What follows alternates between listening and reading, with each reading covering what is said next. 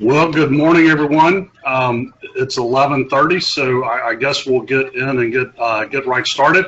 I hope everyone can hear me okay.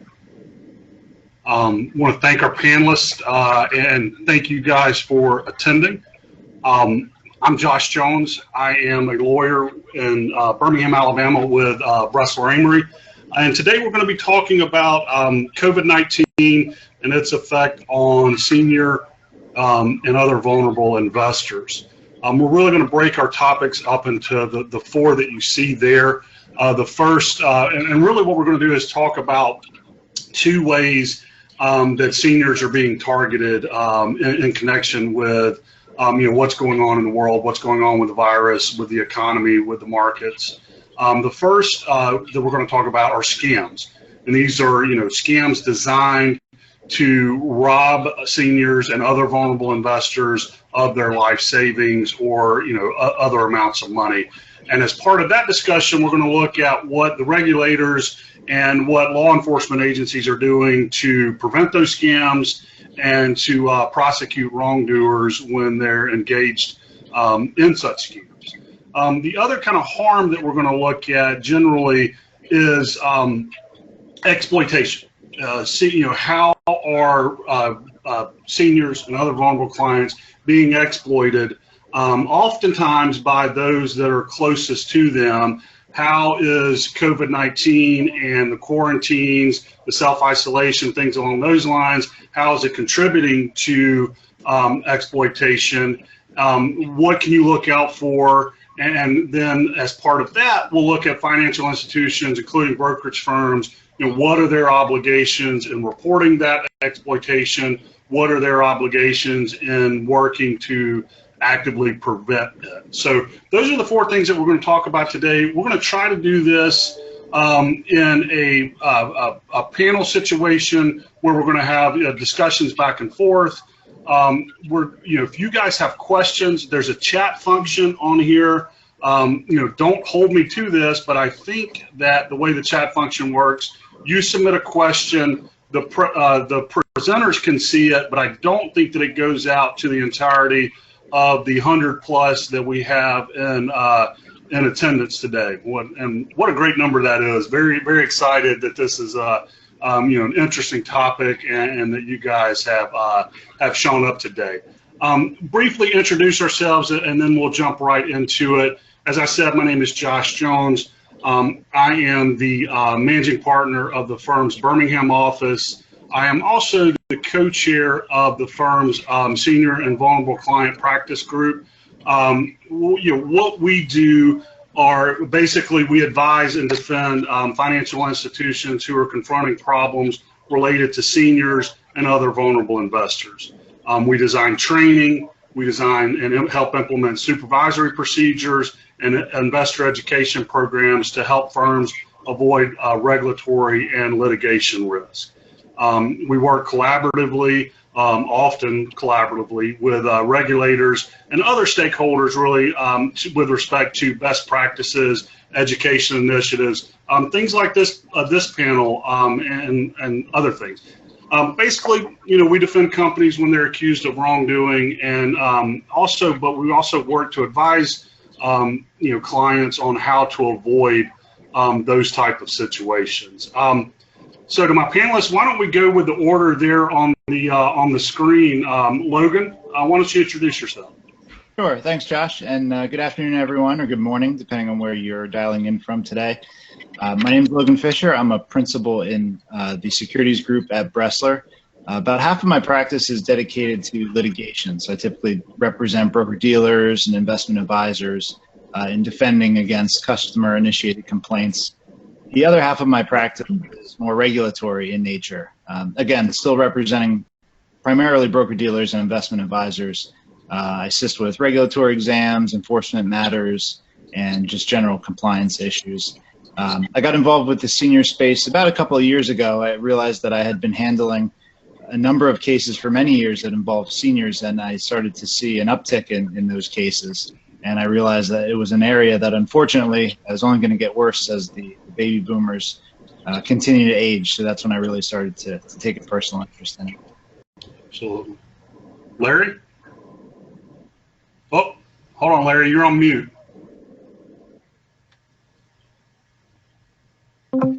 Hi, welcome.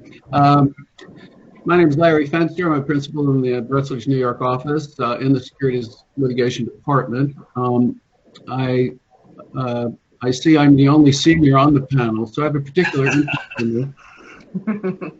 I'm also a co-chair of a subcommittee at the ABA, co-chair of the Senior and Vulnerable Investor subcommittee of the Section of Litigation. And it's a very active group. It's made up of not just in-house counsel, but plaintiffs, defendants counsel in this area, as well as state regulators. So if any of you are interested in that, please be in touch. But look forward to this presentation. Thank you. And Joelle, you're on mute, but I'm guessing you're about to unmute. There you go. I am muting in between to avoid any errant child noises, which I'm sure some of our attendees are experiencing the same thing in this climate. My name's Joelle Sims. I'm a principal in the Fort Lauderdale office of Bressler, focusing primarily on securities work. I also do some commercial and employment as well. Along with Josh, I also co-chair the Senior and Vulnerable Investor Group at Bressler. Being in Florida, I would say the vast majority of the cases involve seniors in general. So that's kind of how I got interested in it, started getting more involved, ultimately co-chairing with Josh, the committee. And it's something that I am passionate about, something I speak about quite often, to clients, to firms, trade groups, bar associations, etc. So looking forward to this presentation. I think this time creates some interesting challenges, some new things that I think we're going to see in this space, and look forward to talking about it today. And then last, but certainly not least, our non-Bressler representative, Amanda. Please introduce yourselves to those who might not have met you. Thank you, Josh. Yeah, Amanda Sin. I'm Chief Deputy Director of the Alabama Securities Commission. We're based in Montgomery, Alabama, and we regulate the securities industry in Alabama.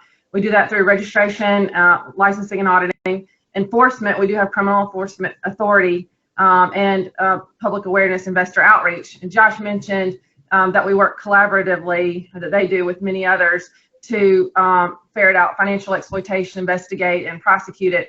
And we work collaboratively, excuse me, guys, with the industry to identify exploitation. So you guys are partners certainly in that area, and we have, just in Alabama, a great relationship with our industry. In 2016, the state of Alabama passed our Protection of Vulnerable Adults from Financial Exploitation Act, and since then, we, together with industry, have prevented millions of dollars from leaving the accounts of our senior citizens here. So I just look forward to continuing to work with you guys. As Joelle mentioned, the scams are going to be on an uptick every time something big happens.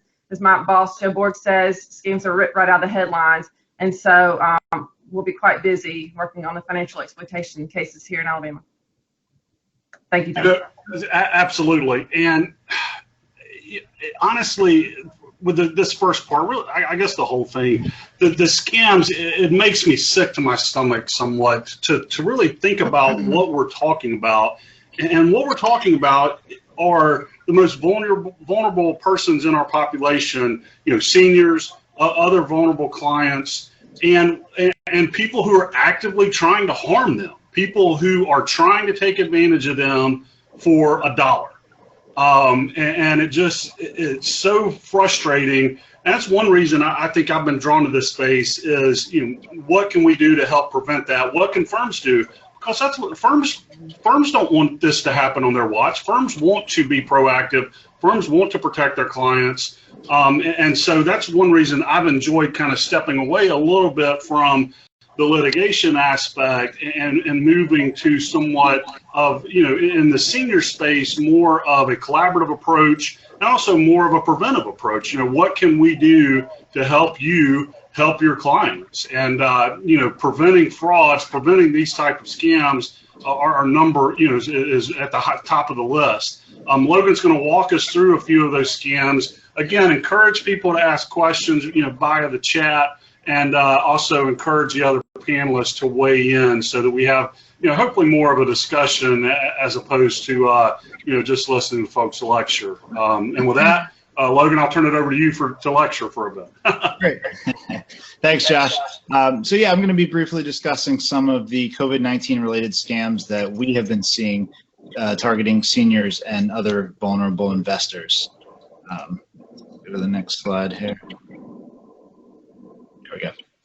All right, now we know that criminals are constantly looking for new ways to exploit the most vulnerable in our society. Unfortunately, it's really no surprise, as Josh mentioned. Anytime there's an opportunity for a criminal to take advantage of a situation, even something as horrible as a global health pandemic, you can bet that criminals are going to try to take advantage of that. So the current COVID-19 environment has really been sort of a perfect storm for criminals when you think about it. And what we're seeing is people are generally misinformed about the virus simply because this has been an evolving situation. We've really only been living it for the last couple of months now. And you have a situation where seniors and other vulnerable investors are quite isolated from their loved ones, and they are watching the nightly news, and many of them are, quite frankly, scared to death about what they're hearing. You also have a virus that disproportionately affects older individuals and those with compromised health, which adds an additional layer of anxiety and fear. So when you have circumstances like this, it really is ripe for exploitation. And in an effort to get ahead of this, regulators such as Amanda and law enforcement are attempting to counter the victimization of vulnerable people through new initiatives and marketing campaigns. So let's briefly discuss some of the actual scams that we're starting to see. And Logan, before we move on, I do want to make one point. You'll hear us use seniors, and seniors are, a protected class, a vulnerable class. But also, when we talk about this space, we often talk about seniors and vulnerable investors, and those are vulnerable adults who are unable to care for themselves, whether it's a mental handicap, whether it's a physical issue, but it's someone who's unable to protect their interests. So we'll often use seniors as shorthand, but really what we're talking about is seniors and vulnerable adults or vulnerable investors. Absolutely, and that's a great point, Josh. So the first one here, coronavirus vaccine scams. Again, there's a lot of misinformation out there in the news. Have they found a vaccine? Does it work? When will it become available? This is all very much a moving target right now, and we're seeing instances of vulnerable individuals being contacted by would-be fraudsters offering bogus vaccines, sometimes at significant cost. A related scam to that is the research and development scams. Criminals are taking advantage of people's good nature and their desire to want to help during this time by pitching phony investments in R&D.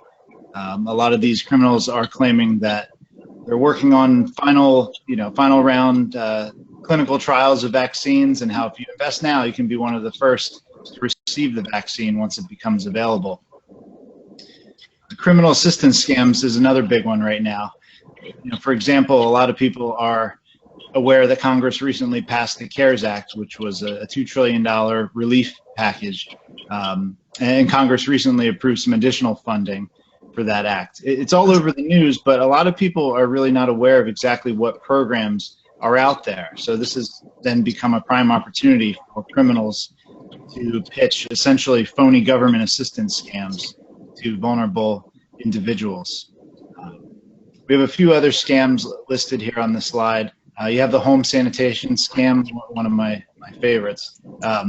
People are actually offering to come into your home and give it a thorough cleaning and rid it of the virus. And while they're cleaning your house, they're also cleaning out your jewelry drawer as well. Or you pay a large sum up front for this cleaning that never actually happens. No one ever shows up, and you're out the money. Another big one are the financial sales pitches during the recent stock market decline. Again, no surprises here. A lot of people have seen their retirement savings take a hit in recent weeks. And when we know that when people lose money, they get scared for their future, and sometimes that leads them to act a little irrationally. So either they get sold on a scheme to get their money back, or they get sold on an investment that's, quote, guaranteed to protect their principal. I love these investments, the ones that can only go up and never go down in value.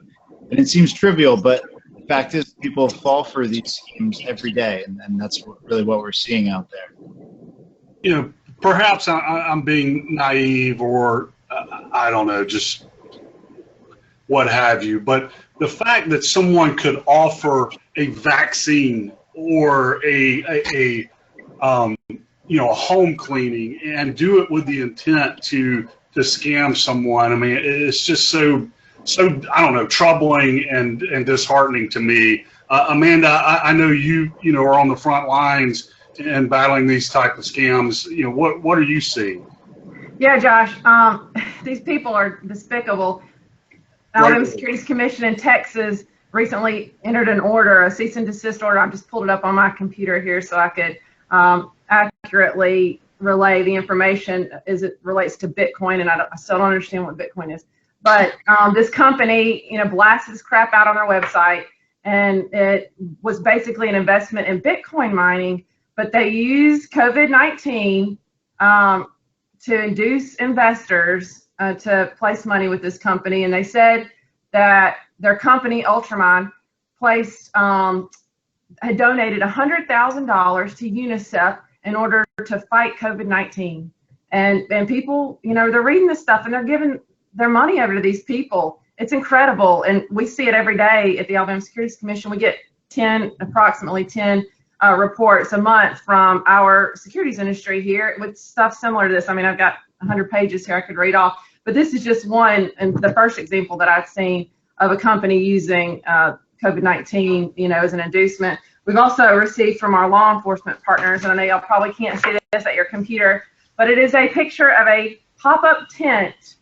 And these folks, it appears legit, and this is uncharted territory, so people don't know what to think. So, first for all, and what's real and what's not. And so these guys are telling people, yeah, you can get tested here, because at the outset we didn't know where to go. People were still trying to streamline operations, but they would get you to fill out forms and get your personal information. Of course, there was no legit testing going on. But those are just, a couple of things that we've seen. My boss, Joe Borg, said he read a couple of scams online. One of the fraudsters claimed that Harvard had created an app that could, if you download it onto your phone, it contained an antivirus, and that antivirus would protect you from COVID-19 on your cell phone. And then there was another one related to Netflix. I think lots of people actually got taken by it when Netflix, a company claiming that they were Netflix, were promoting 3-month trial periods, during the time of the plague, and we're going to give you this 3-month trial period. Just sign up, give us your PII, and we'll get that out to you. Of course, they didn't, and tons of people's identities were stolen. It's incredible. But that raises a good point. Not only are they after money, but they're also after information, personal information, whether it's bank accounts, social security numbers, things along those lines. That's a really good point. But I don't know, and I swear I won't dwell on this again, but just think through that process of going to set up a tent, claiming to be a testing facility, and you're doing it all just to scam someone out of their social security number. It's just incredible to me. So Logan, what can people do? Sure. So we have a few precautions here that we recommend, and really we call them common sense precautions, but I think, as we all well know, sometimes common sense is not so common. First, do not click on any links from unknown sources. Now, this is true now as it was before COVID-19, and will be long after COVID-19 is over with. Another great tip that not a lot of people realize is that emails that you might receive from individuals at the CDC or the WHO do not contain the normal .com email addresses. They use .int, which really is a much less common email address that I think most of us probably have never seen before. Ignore any offers about vaccines. I know we were just talking about that a few minutes ago. There is no vaccine. They don't think there will be a vaccine for many months now. Best estimate is that it's at least 6+ months away. So just ignore anything you see online or over the phone about a vaccine. Be careful before donating. Please be very careful with this one. Obviously, this is a tough time. Everybody wants to help out to the best of our means and ability. But we recommend you please make sure you're 100% confident that the quote-unquote charity you're about to send money to is actually a bona fide charity. And when in doubt, report any suspected scams to the proper authorities, whether that's law enforcement or your state's, your local securities division. Yeah, and Logan, let me just jump in for a minute because I know Joel will get to this later on the financial exploitation reporting. I personally receive a lot of phone calls from industry that they call and say, hey, I'm not really sure if I should report this, and so we informally discuss it, and I provide friendly feedback on what I think. But if y'all have a question, especially in Alabama, I can speak for Alabama, about whether to report something, pick up the phone and call a regulator or your consumer division at the AG's office. I'm sure they'll be more than happy to talk to you about what they're seeing and whether this is something that you might want to report. And an abundance of caution, always report.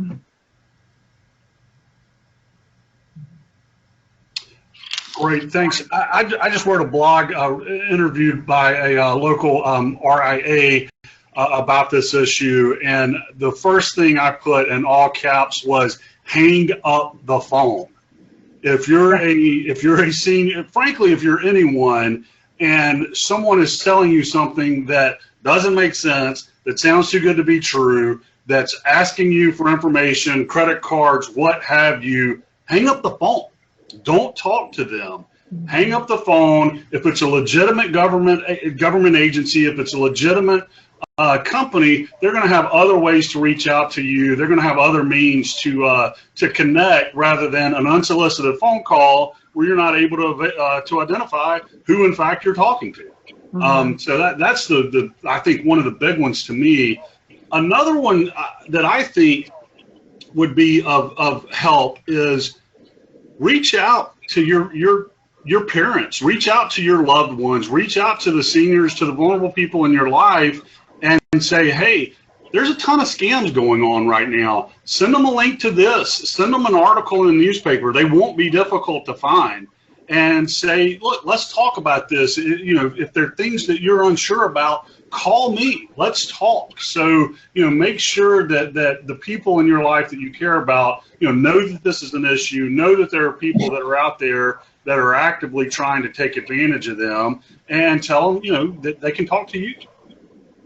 Yeah, and I think that's a great point, Josh, about the phone. I mean, I must get 10 calls a week from the IRS saying I owe them money. Right. My parents ask me, and I say, if you owe the IRS money, they're not calling your cell phone.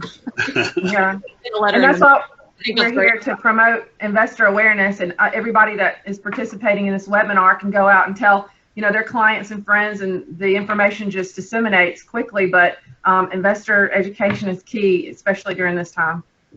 Absolutely.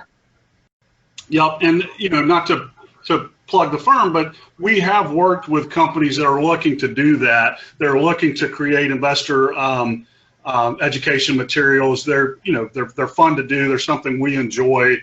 We're obviously happy to speak and go to client groups, FA teams, things along those lines. But investor education is certainly something that starts on the front lines. It starts with face-to-face conversations, and it's something that firms and financial institutions should definitely be thinking about.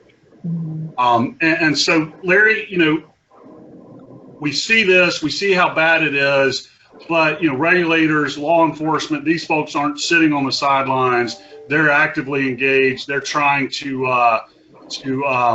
work to prevent this. And before I turn it over to you, I want to give the first CLE code. I'm going to give two CLE codes, and the first one is vulnerable investor. So to piggyback on my point that it's not just seniors, the first code is vulnerable investor. And Larry, with that, I'll turn it over to you. Well, thank you very much, Josh. Yes, I'd like to turn to a snapshot of what the federal and state regulators have, or governmental agencies have done in the last 6 to 8 weeks to establish measures to counter the coronavirus-related frauds. And they fall into two areas. One is securities investor-related frauds. The other is consumer protection-related fraud. So you'll find that because different agencies are responsible for different universes or have different areas, spheres of influence, I've tried to divide this up into those two categories. So if we could start with the next phrase, the next slide. The Department of Justice has early on established, this was at the end of March, a coronavirus webpage. It has a fraud advisory section. It has frequently asked questions and has other links on the page that are well worth reviewing. In addition, on March 20th, the Deputy Attorney General Jeffrey Rosen directed each U.S. attorney to appoint a coronavirus fraud coordinator who is responsible for overseeing prosecutions in each district and also conducting outreach and awareness. At the same time, the Department of Justice established a hoarding and price gouging task force to address market manipulation as well as hoarding and price gouging. As of a week ago, April 21, the FBI's Internet Crime Complaint Center had received and reviewed more than 3,600 complaints relating to COVID-19 scams. And it's interesting, this somewhat coincides with Josh's list. A lot of these complaints had to do with fake vaccines and fake cures, fraudulent charity drives, but many seem to be directed towards delivering malware into users' computer to obtain personal information. And the personal information is used in a variety of ways, always for the objective of getting money out of your account. But the way they do it was to have domain names that contain COVID-19 or coronavirus in them, so they could purport to be run by or affiliated with public health organizations or agencies. And one of the more interesting ones is the FBI targeted fraudulent websites to obtain personally identifiable information and banking details from lookalike IRS stimulus payment domains. So as of today, in the last 6 to 8 weeks, there are hundreds of these COVID-19 scams that, according to the Department of Justice, have been disrupted. One thing I'd like to point out is this is not just they're not just domestic wrongdoers in this area. One of the unintended consequences, perhaps, of the last decade, where many companies outsourced call centers or telemarketing efforts to different countries, taught skills that are now being employed in some scams. So you'll see international cases arising out of India or Jamaica or Romania, wherever certain skills were language skills or skills of telemarketing, such as they are, were taught and are now being used domestically against seniors and vulnerable investors in this country. As a result, the Department of Justice is working to provide training and technical assistance to regulators in other countries, and we're doing it through the International Computer Hacking and Intellectual Property Program called ICHIP, much easier. And that has been, that is well on its way. So in a matter of several weeks, the regulators, federal and state regulators, have done quite a bit, but there's still a great deal more to do. Let me turn to the regulatory response here. Domestically, the SEC, as you'll see on the chart here, has issued a number of trading suspensions with respect to particular companies that are misleading in their marketing as far as the provision of N95 masks or the promotion of marketing rights, or in one case, probably you've heard about the suspension of a company that, where they were benefiting from the name of their NASDAQ listed issuance. But as of last Friday, on April 24th, the SEC had taken action against 23 companies for making false claims against about COVID-19.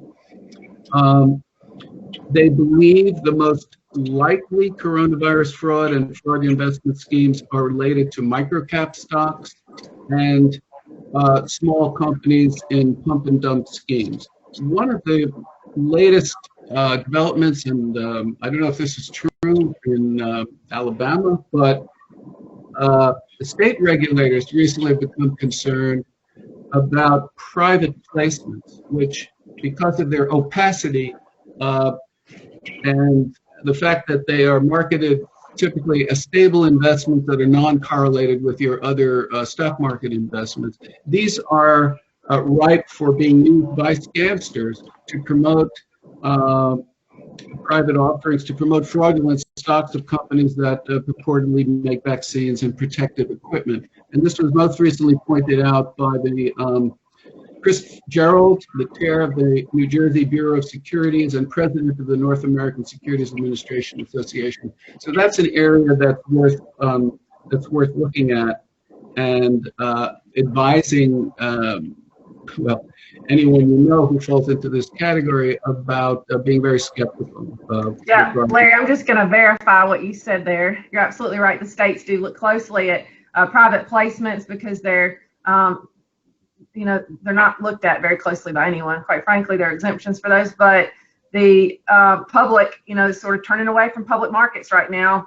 Their faith in them is tanked, and they will be looking at these private placements. So yeah, you guys be aware that there'll be an uptick. We see a lot of fraud connected with those. The coordination at NASA is very important, because what you see in Alabama may not be the same thing you see in other jurisdictions.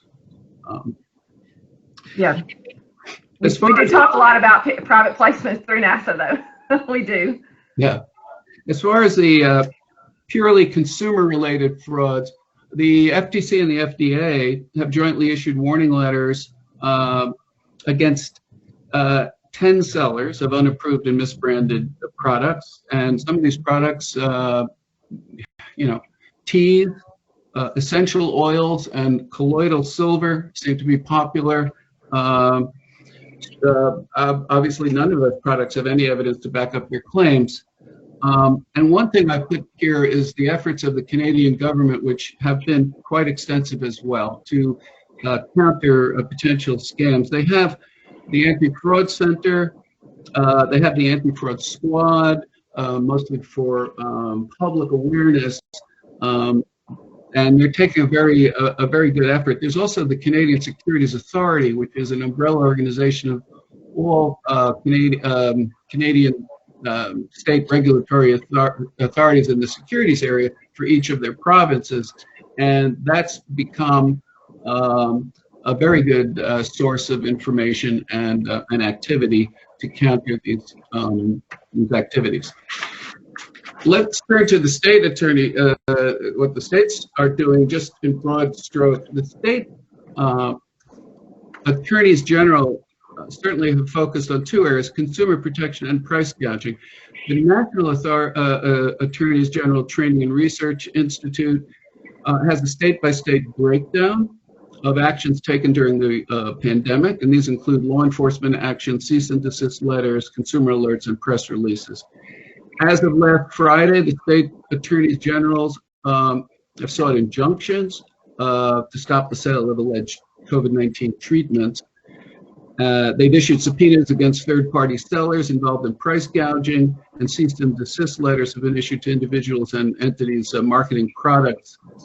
Significant examples are the Missouri Attorney General filed suit against Jim Baker, who, if you've lived for as long as I have, probably remember in the 80s, a televangelist who has been a relentless fraudster for a long time. He's now selling fake coronavirus cures, and as of this morning was asking his followers to donate money so he can withstand a bankruptcy. The Florida AG has also issued at this point more than 40 subpoenas over allegations of price gouging by third-party sellers on Amazon. And the New York Attorney General has ordered Alex Jones to stop selling fake coronavirus treatments. All of which I think backs up Josh's view that when you become involved in this type of work, you learn a lot about human nature, not all of it positive. And but it's good to have, this regulatory action at the state's level, because they are the ones who can, for example, go to Amazon, Craigslist, eBay, Facebook, and Walmart to stop price gouging or activity on their platforms. They can also partner with federal authorities, which has now been done to make sure that these areas. And Larry, on that point, I'd love to hear from Amanda regarding the partnering with either other agencies in the state or federally. What you guys are up to in Alabama. Yeah, so in Alabama, our Attorney General, Steve Marshall, and I know other states are doing this, has formed a state-federal task force. In Alabama, our state law enforcement folks have a great working relationship with our federal law enforcement folks. So on the task force, you've got all the federal agencies, Postal, Housing, USDA, EPA, and on the state side, Securities Commission, Banking, and several other agencies. But we come together and we're an investigative body. And so everybody talks about what they're seeing, and then we refer it to the appropriate prosecutorial body. And it just works really well. I know there's a lot of regulatory overlap with some of these cases, consumer concerns as well. And so having all of us at the table virtually, so to speak, has worked really well so far. And, we're ferreting out crime left and right, and investor alerts are important too. We're getting the word out. And so people are aware. We're trying to get ahead of this. I do want to mention one other state initiative. Yesterday, NASA announced, and Larry, you mentioned fraudulent domains. They announced yesterday that NASA has formed a COVID-19 enforcement task force, comprised of state and provincial securities regulators. And the purpose is to go out and identify and stop the potential threats through these, perpetrated by cyber criminals. And as of yesterday, the group had already identified 200,000 coronavirus-related domains. So they're everywhere, and I know we'll get to this in a minute with senior investors, but people are online. I mean, they're sitting at home, they're bored, they're on the computer all the time, and just rampant with fraud. But we're excited about the work that NASA's doing on that front. Yeah, that's a great point. NASA, the task force I think the press release went out yesterday, and so I know that's something that you guys and other state regulators are actively involved in. So to those that want to learn more about that, you can certainly go to the NASA website, reach out to your local regulator, or reach out to anyone here at the firm. Larry, why don't you give us just real quick, some preventative measures, but we need to move on. So. Yeah, right. Well, for a financial institution, this is an opportunity for their in-house risk and compliance training. Many are already doing have senior groups that do this and that have established an infrastructure within the firm to teach employees how to fill out suspicious activity reports, how to report scams, and when to involve state agencies or federal agencies. One of the interesting parts, though, is whether, and I would hope that this may be an opportunity for those who have been slow to contact their senior clients to designate trusted contact persons. This is an opportunity to do that, particularly where you have seniors who are isolated and perhaps thinking about their money and how to best protect it.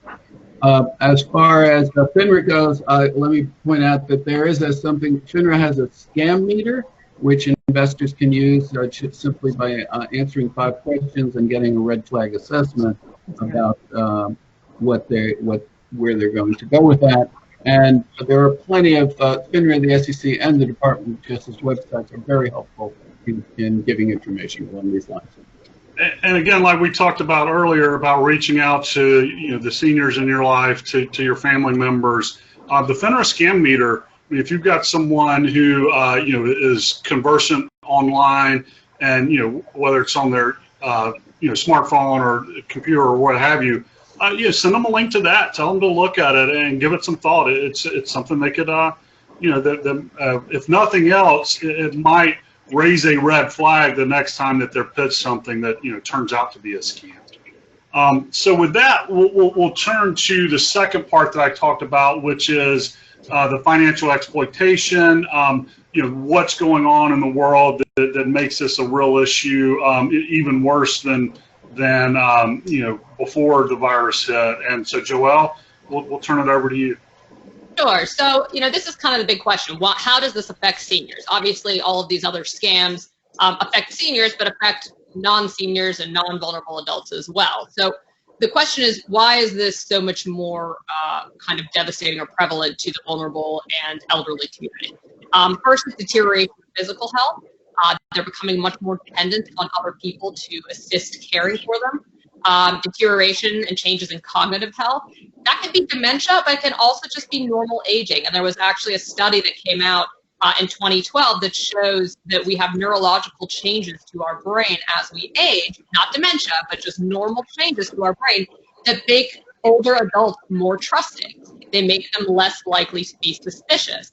And so whereas, when I get a telephone call from someone pretending to be the IRS, first of all, I don't even answer, but, or something saying, hey, we've got free coronavirus vaccines, an elderly person, even who's completely with it and doesn't have dementia, is more likely, because of changing their brain, to not pick up on the fact that that's suspicious, or to not, to think that that's a legitimate telephone call. The biggest thing that I think we're facing here is the social isolation. The elderly population tends to be more socially isolated to begin with due to loss of spouse, isolation from family, etc. This is exacerbated by the stay-at-home orders. So whereas elderly people were already somewhat isolated to begin with, they're even more isolated now, and especially because they're not supposed to be seeing anyone.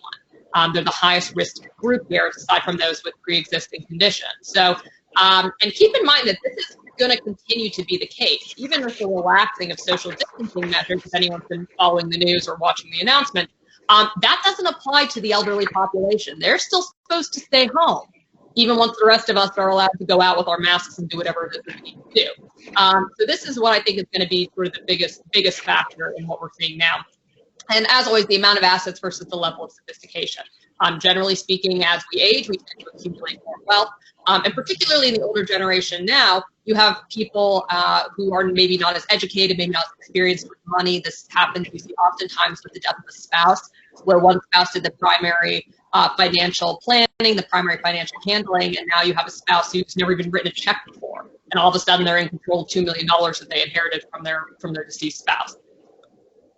Yeah, Joelle, you mentioned social isolation. That's critically important right now because I know a lot, in Alabama at least, our state registered IA, some of them, they'll go out and check on their clients face to face. The clients come into the store, they go to the bank. People are laying eyes on that population, and that's not happening right now. But you can still pick up the phone and give them a call and check on your friends and family, your neighbors, to see how they're doing. They're also online. And if y'all don't think for a minute that somebody in their, late 80s, 90s can't work a computer. My grandfather texts messages. He's 98 years old.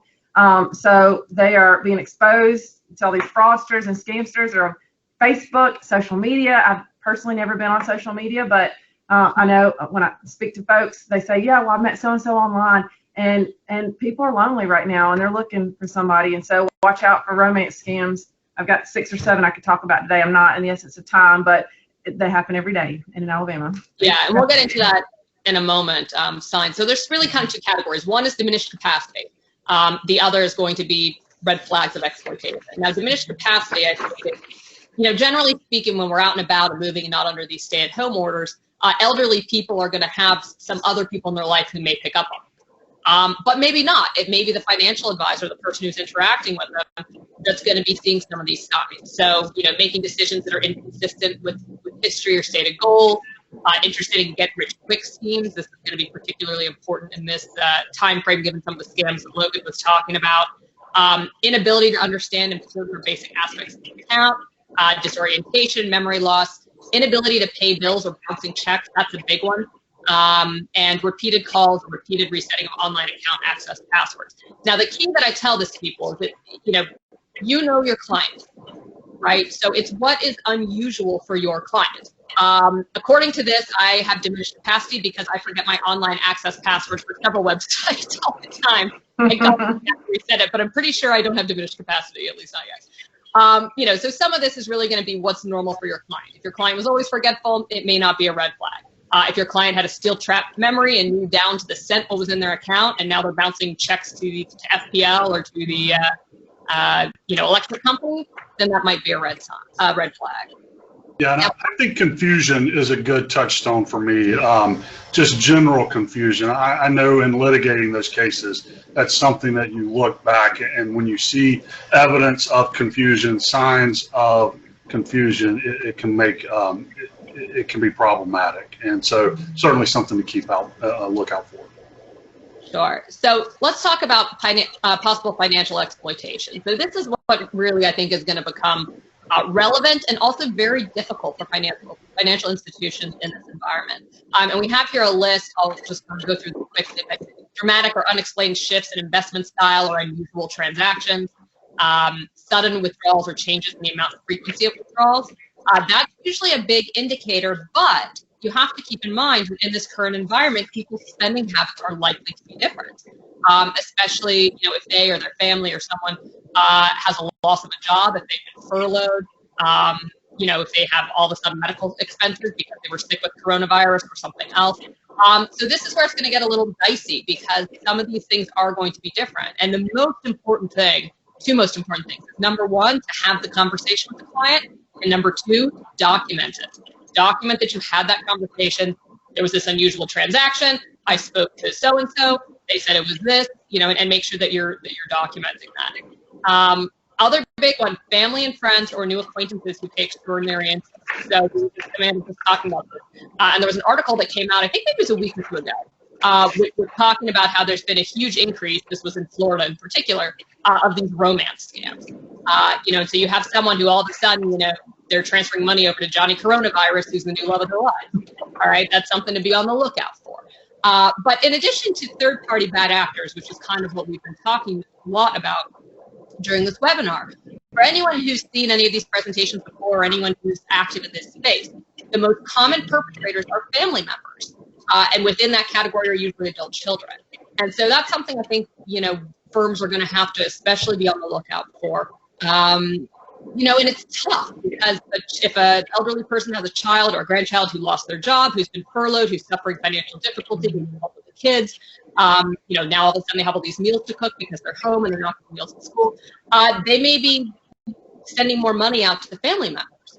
But on the other hand, if someone has diminished capacity, it could be exploitation. The children could be taking advantage of them. They could be, taking money that mom and dad aren't aware of. So that's something, a big thing to be on the lookout for. And again, it may be exploitation, it may not. But the most important thing is to have the conversation with the client and make sure you're documenting it. And if there's anything suspicious, and I'm kind of jumping ahead to the next section, make sure to escalate it. So again, suspicious signatures on documents, abrupt changes in trusted contact, beneficiary, or estate planning. This is a tricky one too. And I can say from personal experience, when all this coronavirus stuff started happening, when my grandmother reached out to me and she said, I haven't updated my will since your grandfather died 25 years ago, but now there's coronavirus and I might die. Maybe I should do that. So people, this is on their mind. They're thinking about doing it. So it could be normal. It could also be a sign of exploitation. So something else to be on the lookout for. And just to touch on Larry's point, anyone who's kind of in the industry on the front lines of this knows that getting the trusted contact information has not been super successful. The rates are pretty low in terms of how much trusted contact information gets returned. And one of the biggest complaints I hear about when I do field training is financial advisors saying, well, the clients don't want to give it to me. They hate their family. They don't like this person. They don't have anyone to list, which is remarkable. I hear this all the time when I do field training. But it's a good excuse to reach out and say, look, everybody's staying at home. I'm not going to be seeing you in person for a while. We need a trusted contact. What if somebody tries to impersonate you and take money out of the account? Or what if they try and do something? And so it's a good kind of springboard to attempt to get better compliance from the customers on that. And then finally, great disparities between the amount of money and assets and living conditions. That's going to be a little bit harder to spot in the current environment, but that's another red flag for financial exploitation.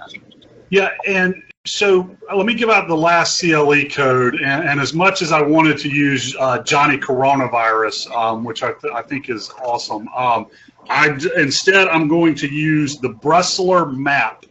So the second CLE code is Bressler map, M-A-P. And if you don't know what that is, you'll learn more here in a minute.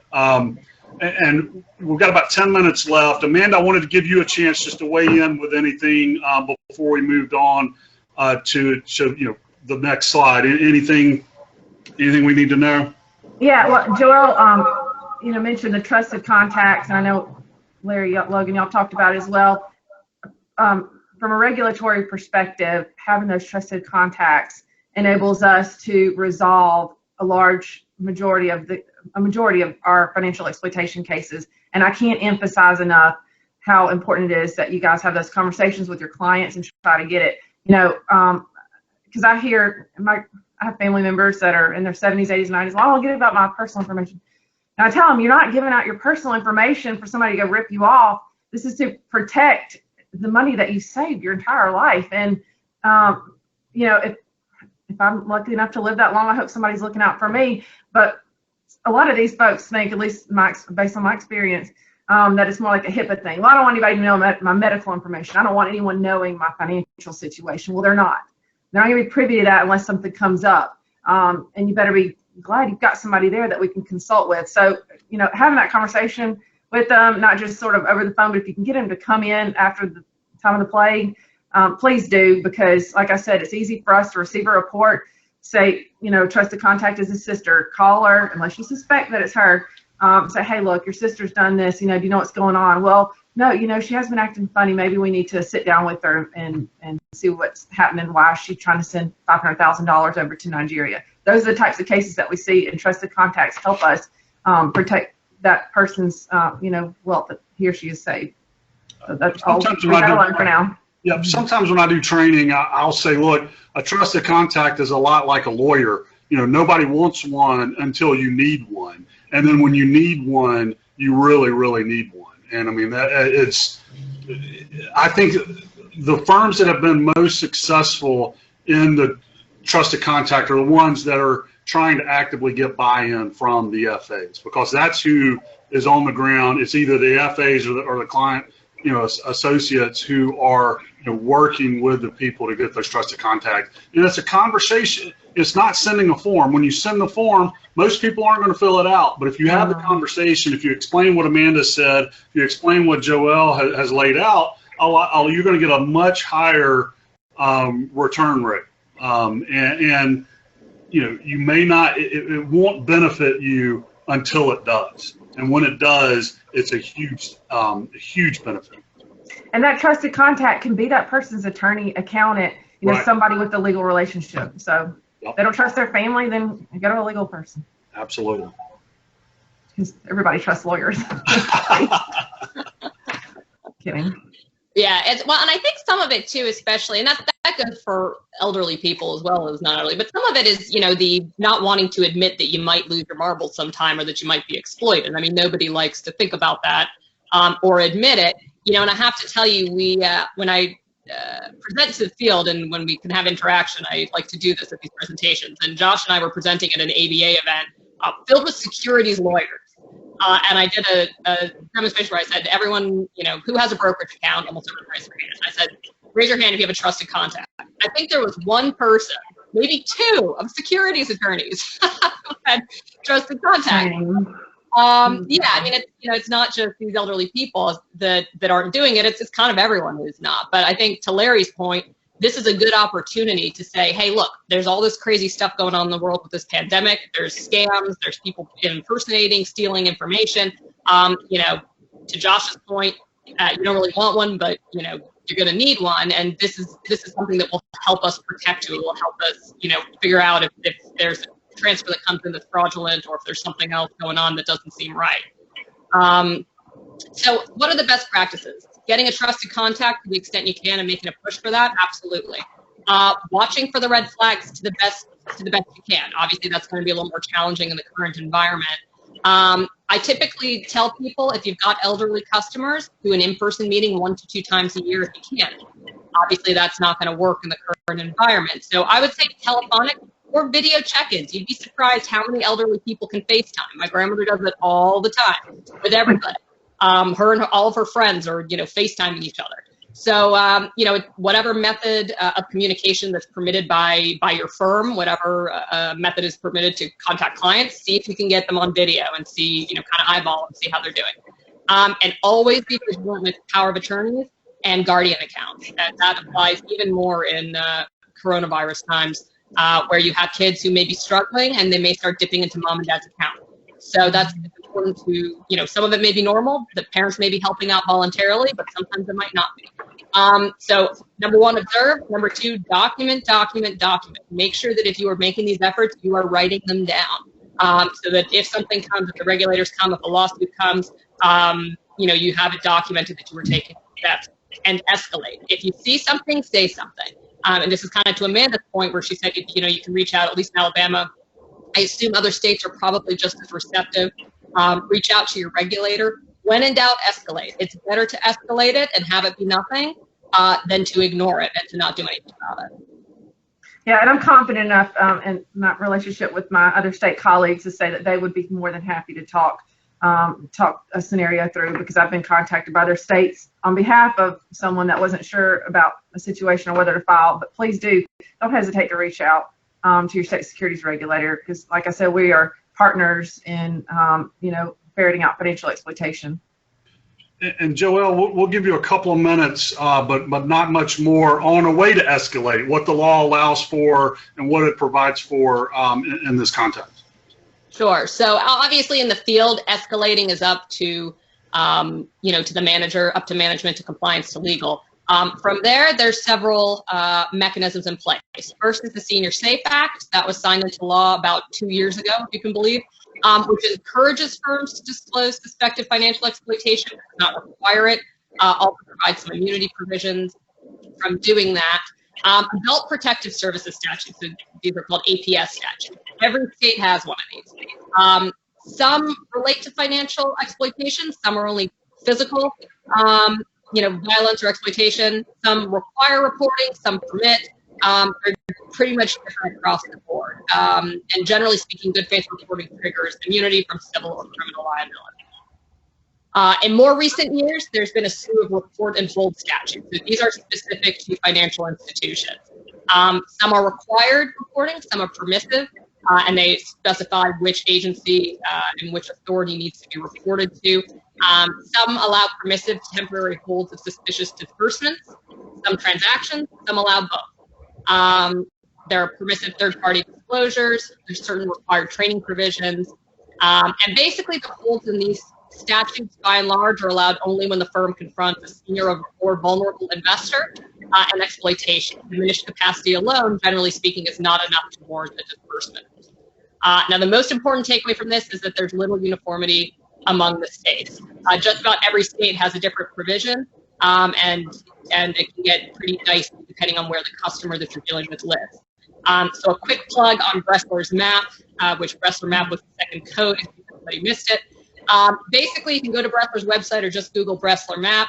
You can go to any state. It will tell you what the reporting obligations are, if there is a specific report and hold law. If not, what the APS statutes say. It has links to the various authorities. If there's online filing, there'll be a link to that. It's really just overall a great resource if you're wondering, if you have a vulnerable investor or a senior investor in one of these states and you're wondering, what am I supposed to do next with this? Okay. And then last but not least, I know we got about 30 seconds left here, they have the FINRA rules. We talked about the trusted contact in detail, so I won't go through that, but there's amended rule 4512, which has to do with collecting trusted contact information.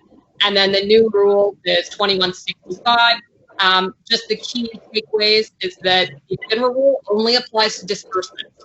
It does not apply to securities transactions, which is different. So oftentimes you're going to have a little more flex room under state law, which is why it's important to know what you're allowed to do and what you can do in the state you're in. Well, as you guys can tell, we could certainly fill up an hour. We could have filled up 2 hours on this. I want to thank our panelists. Really insightful. A lot of information that we put out there. You guys will be receiving. Well, I think you already have received a copy of the presentation materials. You'll also be receiving a link to the video conference. So if there's something you missed, something you would like to go back to, you'll be able to do that, and I think share it as well. Several of you have sent something in the chat function. I have responded, but I haven't gotten a response to my response. So I don't know if you've seen me respond. If you haven't, well, either way, I'll follow up offline with any questions raised in the chat. I tried to bring a couple into the discussion. Also want to make a pitch for, so this is a series of webinars that the firm is doing every Wednesday right at the same time, right around lunch for most of you guys. Next week, it'll be what businesses need to know in the wake of COVID-19, corporate and IP issues. They'll be looking at loan forgiveness under the PPP, contract clauses and consequences in M&A and commercial transactions, and then also be looking at some corporate governance issues, including reporting and disclosures for public companies. Thank you guys for attending. We had a huge turnout today.